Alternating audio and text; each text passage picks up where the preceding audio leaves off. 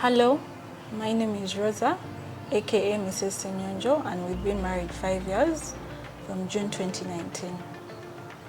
Hello, my name is Isaac Senyonjo. We've been married 5 years.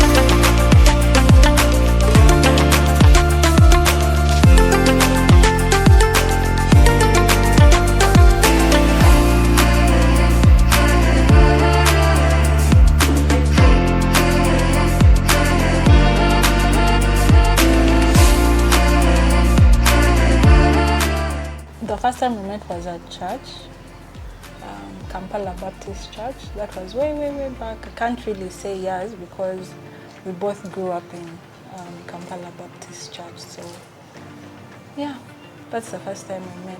He was in Keys, I was part of the congregation, but we knew each other because, you know, growing up in the church, your age mates, so we just knew each other.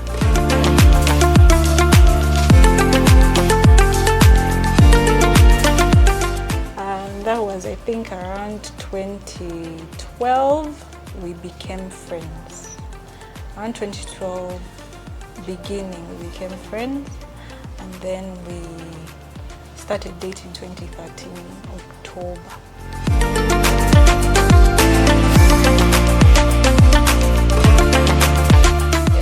It wasn't Isaac who approached me. Oh, it was it who I approached him. I saw him because we were friends, and I used to go up to him after church after he finishes playing keys. It was sort of easy.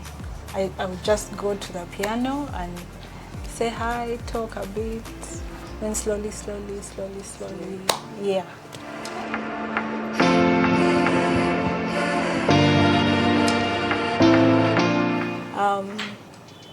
Still in that was 2013, the beginning of 2013, we actually stopped talking at that time because he told me he was seeing how fast the things were going.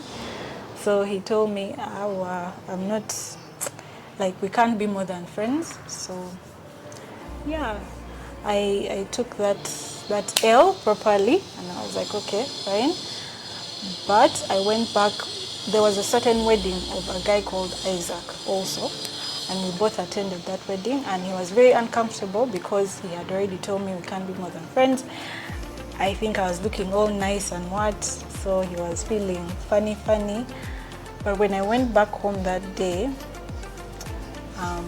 God spoke to me. As I was praying, God spoke to me and just told me, this is a person you're going to marry, but it might not be an easy road to it. So stick in there, be his friend, and let things unfold.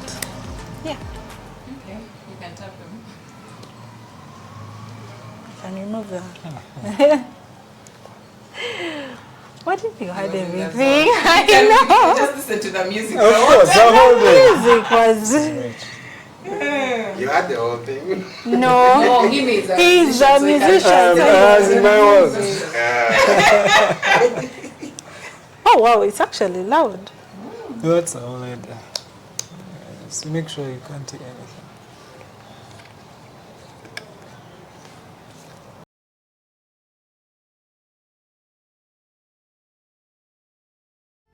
Oh, how we met? It's an interesting story. I have known Rosa for as long as probably maybe the 90s, but we could actually say we first met in quotes. It was at a birthday party of one of our friends. We stayed over at church, and then we had to go attend the birthday party at another location. And while there, of course, we got talking. We had like our own clique. Other people were elsewhere. And then we began to talk. and I would say that's when I got to know her.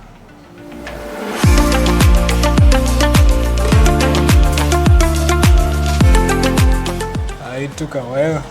I mean, I'd come out of a relationship by then. I needed my time off. But during that time off, she insisted. I mean, she's a talker. She likes to talk. So, tells me about her life, her time in school. Me, on the other hand, I would do the listening. So, we would have like those conversations that go on into the morning, 1 a.m., 2 a.m. Maybe, but for like half of them, I would be dozing because I like to sleep. So I wake up towards the end just in time to say, hey, yes, I've been listening. Yeah, but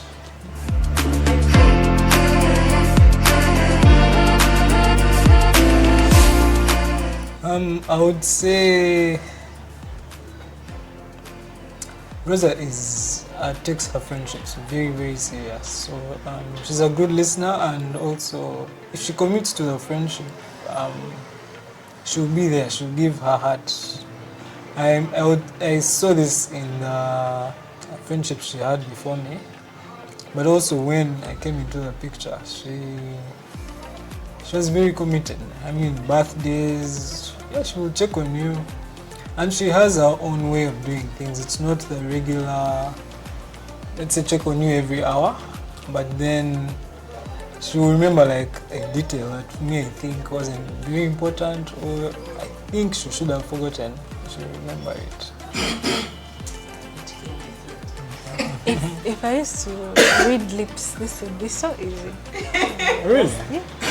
I try to speak fast.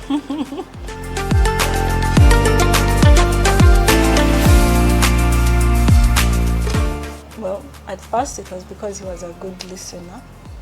That's what actually attracted me to him. Then he has a good heart, but he's the kind of person who tries. When he makes a mistake, when he knows he's in wrong, he'll apologize, and he tries to be a better person. Like for the relationship, for us to work, he tries to be a better person. I think that's what I love most, because he doesn't make life hard for me. He really tries to make it as easy as possible, and of course, because he's a funny guy, we keep laughing. So yeah, he brings laughter into my life, because I used to be a very serious person, but after I met him, it was all like I love to be now mellow, just like he is usually. Yeah, that's what I love most.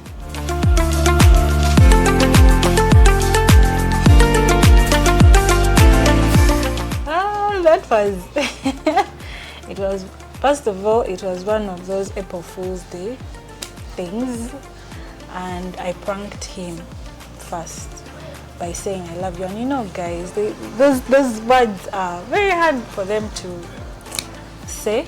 So I told him on April Fool's, I love you, and he was stunned. But after the initial shock and everything, he realized that he loved me, but saying those words, he realized, and I could feel it, but saying those words, he didn't say it immediately.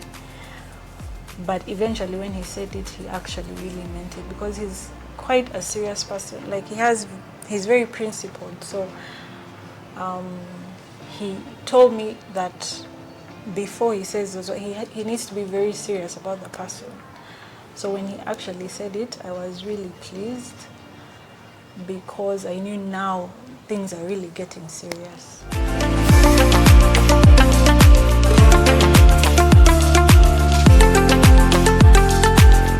There's an interesting story to that, because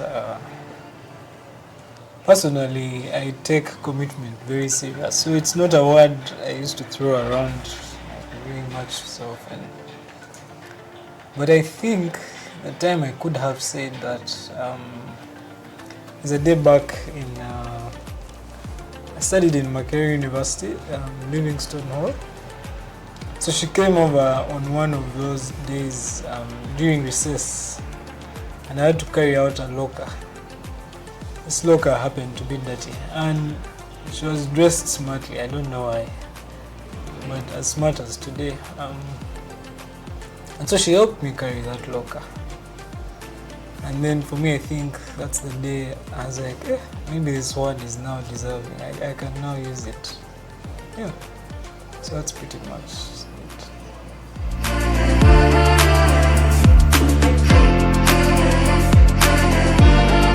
Yeah, definitely.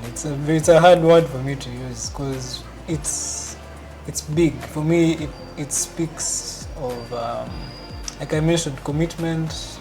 And there's very many things that follow after that. You have to stay in that person's life. So really, it's not something I'll just throw around.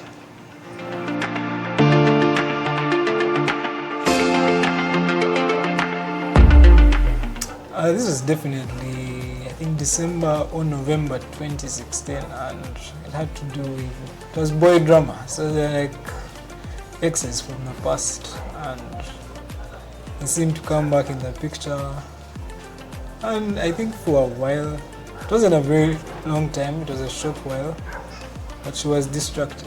So of course that caused a fight, because on my end, having used the word love, I believed now we were committed, we were moving forward, and yet for her it seemed like now she was moving backwards.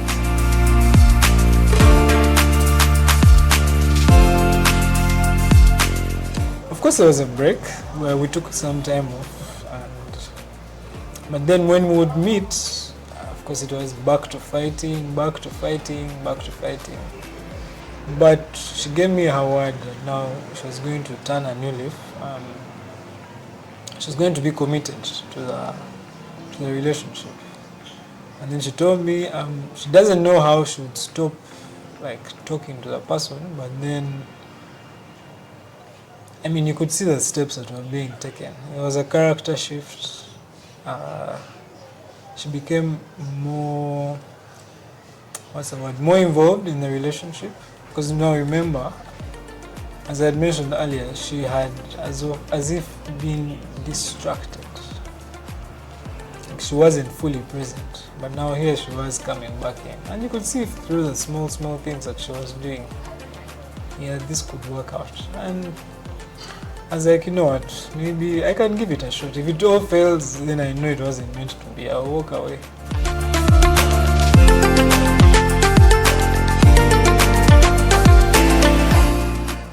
Must have been back in our dating days.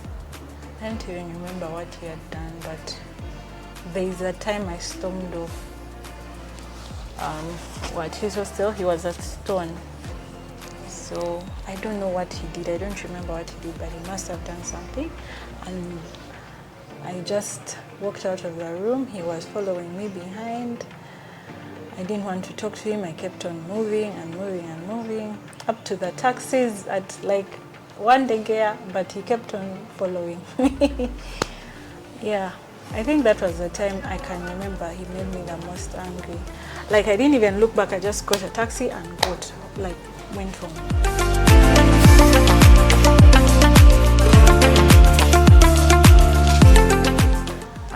Usually after fights, he'll text me. And usually I used to ignore him, like the silent treatment. This was before marriage. But he would text, like he would always reach out and be like, hi, I hope you're well, hi, this. Then of course when I get over it, then I text back. But he always used to apologize.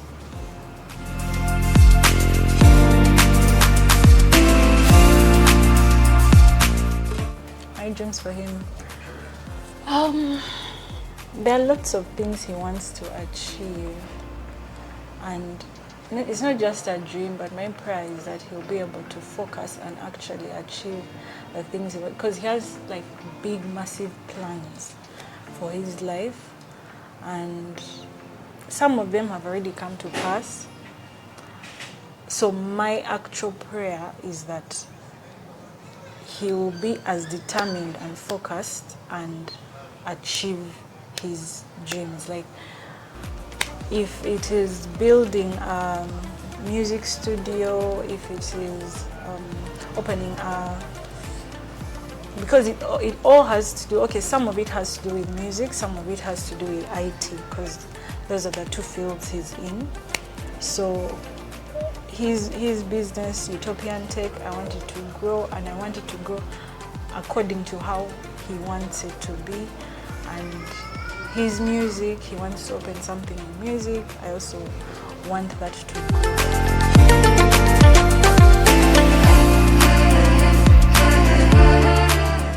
What I've learned about Isaac. Isaac's parents influenced him a lot, and that's a good thing. It's not necessarily a bad thing. Because of that, because he looks up to his dad, the principles he has, they keep him in line.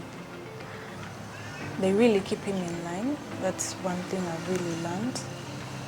Then God has worked on him through the years, and he's a very God-fearing man now. He serves in the church, and that has kept us grounded. If it wasn't for him serving in the church, because of his line of work in music and band and gigs, I don't know where we'd be, but that has actually kept him grounded. God has kept him grounded, and I love that he takes it so seriously that he didn't want to be out in the world. As much as he plays and all that,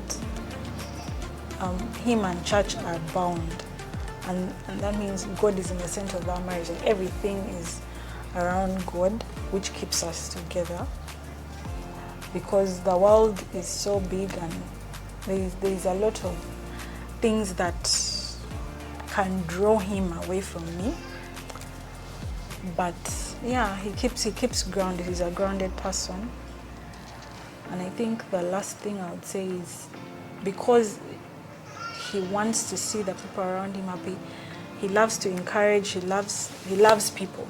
I didn't love people when I met him, but because he loves people, he has helped me grow. He has helped me open the doors of our home. He has helped me just grow in a certain way that I accept people more these days.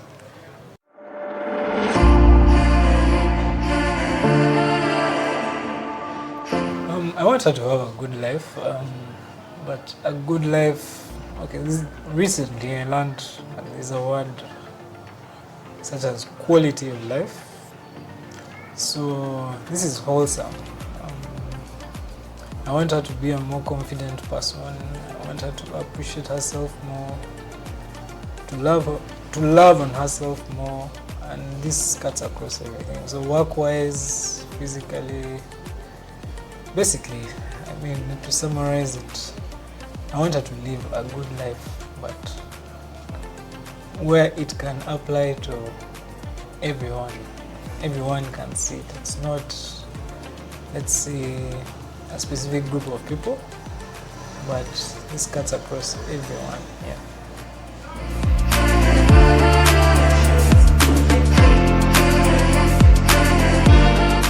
Like I mentioned earlier, friendships matter a lot. She loves cats so much. She likes to watch movies. Back in the days when we used to use DVDs and all, she had like a whole row and they were listed alphabetically. I found that very interesting, because for me everything was all over the place. I'm more of a music person, so, and even then I'm not that organized, but for her everything was listed accordingly. I'm in the new age, you can tell. I think she watches series based on a genre. So today she will watch from one genre, following day another one. So she's still organized, even in that regard. More recently, she loves, what are they called? Podcasts, but more Christian oriented. So Christian podcasts, she will listen for as long as it takes. Me, I'm a music lover, so again, I find that interesting, because I'll probably sleep through it, but yeah, I think those are some of the few that I'd come up with.